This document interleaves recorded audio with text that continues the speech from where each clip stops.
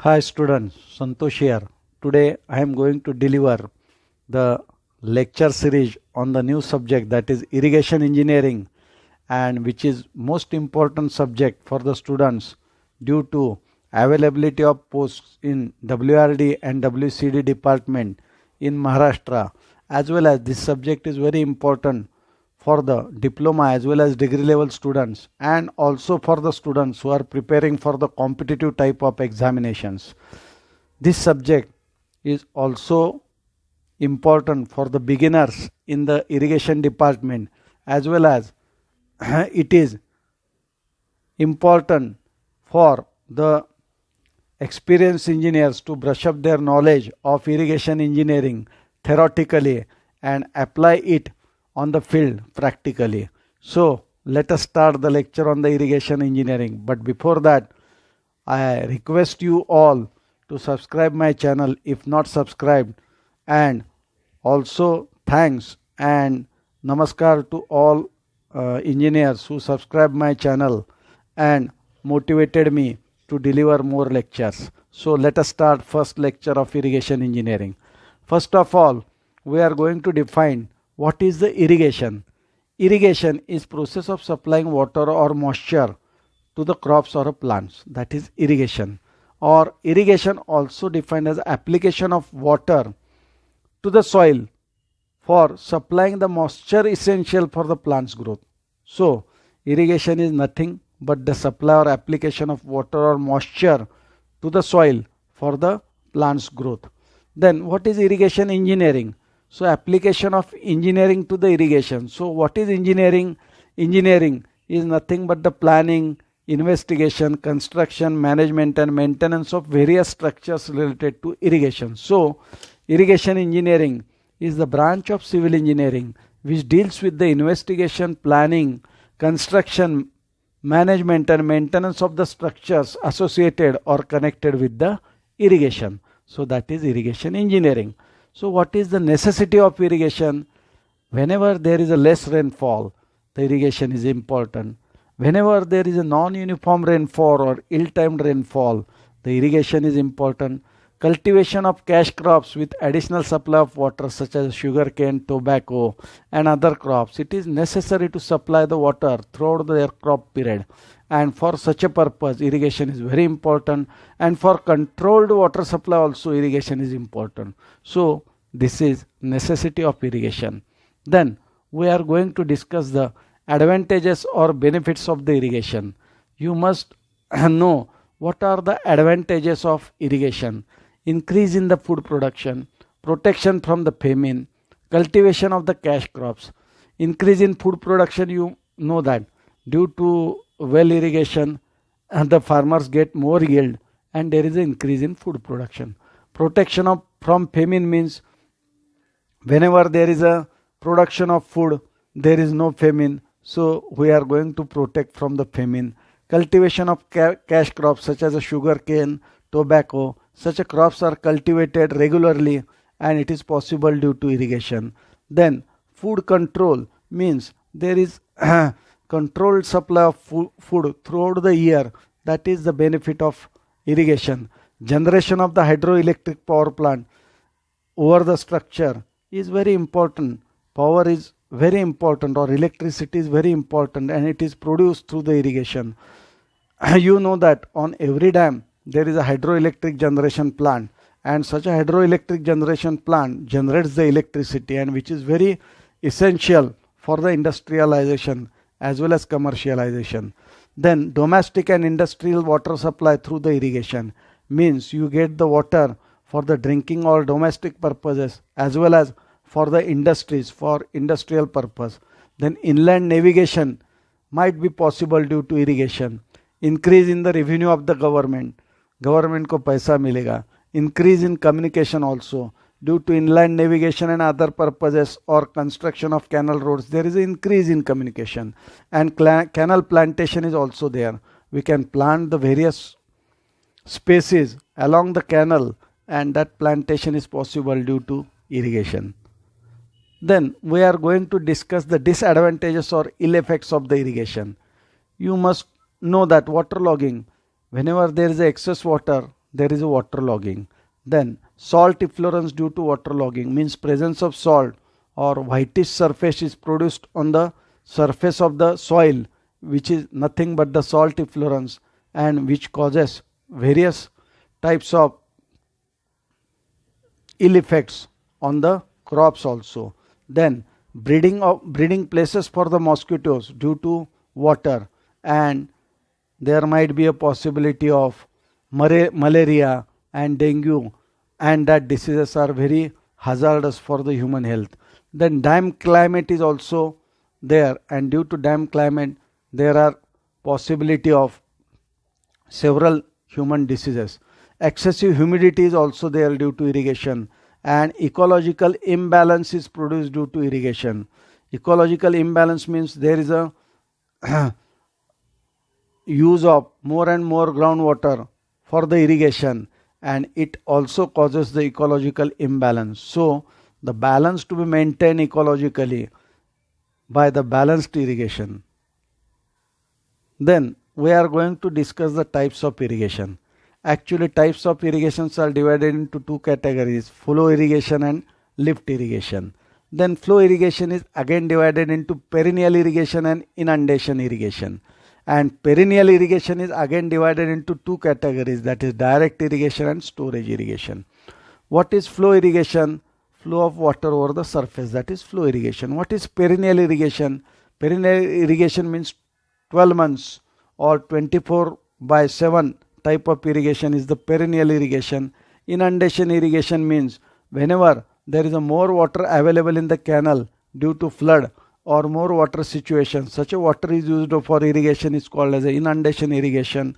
What is direct irrigation? Direct irrigation means the water is supplied directly to the agricultural crops or fields, and storage irrigation means that water is stored into some lake or some water retained structures, and that water is supplied for the crop growth. That is storage irrigation. What is lift irrigation? We have to lift the water for the irrigation. It might be a well irrigation. Well is divided into two categories. One is the open well. Open well is also divided into two subcategories, that is shallow well and deep well. And second category is bore wells or tube wells. That bore wells and tube wells are also used for the irrigation purpose in the agricultural farms. And second irrigation is lift canal irrigation. The water is lifted from the canal. Such a irrigation is called as a lift canal irrigation. So lift irrigation, we have to require to lift the water, and for the flow irrigation it is water is flown over the surface. Okay, so that is the difference between lift irrigation and flow irrigation. Then we are going to describe methods of irrigation. What are the different methods of irrigation? There are basically three methods of irrigation. First is the surface irrigation, second is the subsurface irrigation, and third is the sprinkler irrigation. Name itself indicates application of water over the surface is surface irrigation. Application of water below the surface is called as subsurface irrigation, and application of water over the plant is termed as a sprinkler irrigation. Then surface irrigation is again divided into three categories, that is flooding, furrow method, and contour farming. Flooding, name itself indicates the supply of water over the soil directly. Furrow method means supply of water through the furrows. Construction of small furrows are there in the agricultural farm, and such a method is called as a furrow method. And whenever you know that contour in surveying, it is the line, imaginary line joining the points of equal elevation, and you know that the irrigation dependent upon the gravity. For the gravity, the level is also important because water flows from higher level to lower level, and formation of such a contours or such a ground and supply of water by use of that contour is termed as a contour farming. Then flooding is again divided into two categories, that is wild flooding and controlled flooding. Wild flooding, name itself indicates the more supply of water, or uncontrolled supply of water is called as a wild flooding, and controlled flooding means controlled supply of water. Again, controlled flooding is divided into free flooding, contour laterals, border strips, checks or levees, basin flooding, and zigzag method. Free flooding means free supply of water. Contour laterals means the laterals are placed according to level of ground. Then border strips, on the border strips are formed to supply the water. Such a method is termed as a border strips. Checks or levees means small structures. Checks and levees or embankments are constructed for irrigation purpose. Such a irrigation is termed as a checks or levees. Basin flooding means basin is created along the or over the root of plant is called as a basin flooding. Such a small basins are created for the nearby the plant. Such a small ditch is termed as a basin, and such a flooding is termed as a basin flooding. And zigzag pattern, the water is supplied in the zigzag pattern, is termed as a zigzag method. These are the methods generally used for irrigation in Maharashtra as well as other parts of India. So you must know these different methods of irrigation. Then we are going to discuss the flow irrigation. In flow irrigation, the irrigation water flows to the land by the gravity, as discussed earlier. It may be perennial irrigation and inundation irrigation.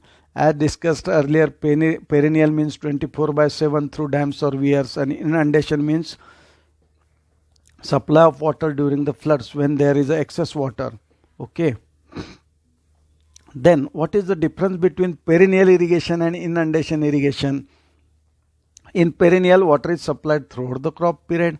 In inundation irrigation, water is supplied when there is availability of water during floods. Then perennial irrigation, dams, weirs, barrages are used.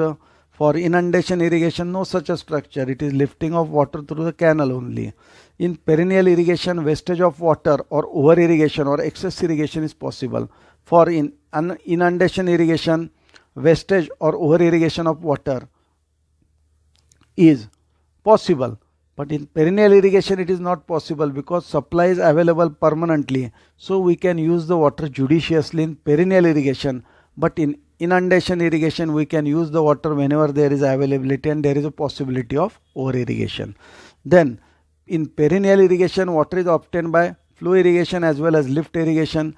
But in inundation, water is obtained through the canals, and it might be through a lift irrigation.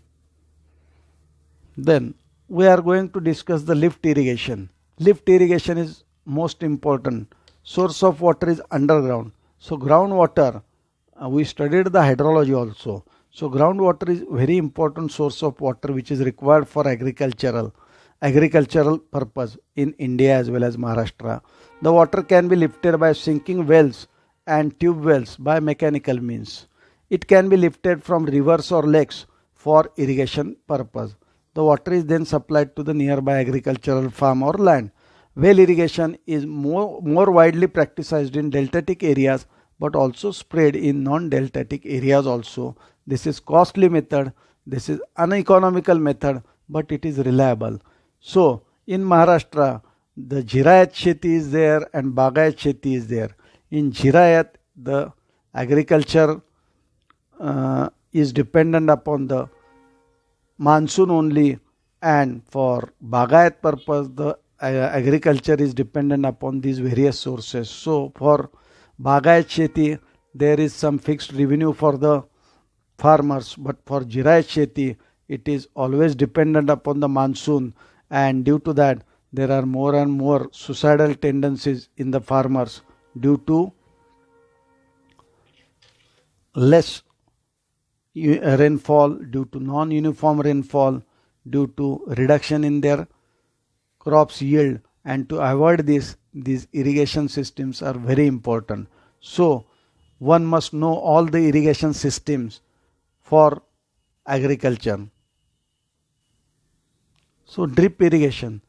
Drip irrigation, you people also know that it is nowadays famous. Small diameter plastic lateral lines are called as the drippers are used.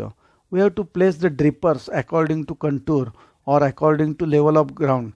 It is also known as a trickle irrigation.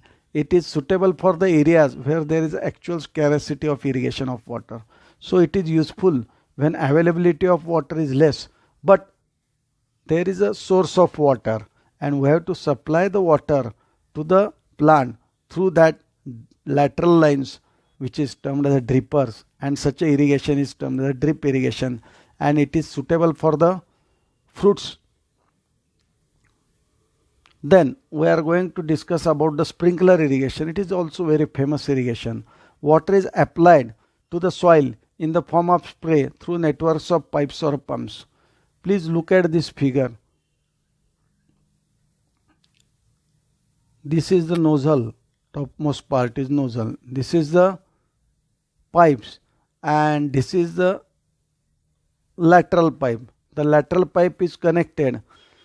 Lateral pipe is connected through the series of other vertical pipes, and water is supplied through such a nozzle in the form of spray, and such a system is known as a sprinkler irrigation system.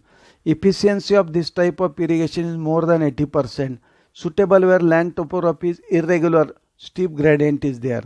Means when land topography is not suitable for the drip irrigation and there is a availability of water plenty as compared to drip irrigation, in such a places we are going to recommend the sprinkler irrigation. Okay. Then uncontrolled or free flooding method, as discussed earlier, water is applied by flooding over areas of smooth or flat land. There are laterals. These are the laterals constructed in the soil itself. This is the fill, ditch or a drain. So system of drains or laterals is constructed for the free flooding method. Then controlled flooding method, we have to study the contours also, and according to we have to place the lateral and fill ditches, and basins are also constructed near the plant. Okay, in controlled flooding, so there is avoidance of wastage of water. Then this is the border strip method. Low embankments are constructed to store the water or to avoid the drain of the water, and water is supplied through the ditch to the strips or to the border strips. Such irrigation is called as a border strip irrigation. In furrow method, these are the furrows. These are the small ditches, we termed it as a furrows, and in between these furrows the plants are constructed and water is supplied through such a furrows, and they are generally 8 to 30 centimeter deep and 400 meter long. Water is applied only 1/5 to 1/2 of the land surface, which results in less evaporation. That is important. And narrow fill ditches excavated between the rows of plants, which carries the irrigation water, as discussed. So for more details and notes, you may please contact my administrator. You can write a mail to me also on svkulkarni72@gmail.com. And once again, it is requested to subscribe my channel. I am going to deliver the lectures on the various subjects of civil engineering, especially based on the syllabus of Maharashtra Engineering Services, and which is essential for the Maharashtra Public Service Commission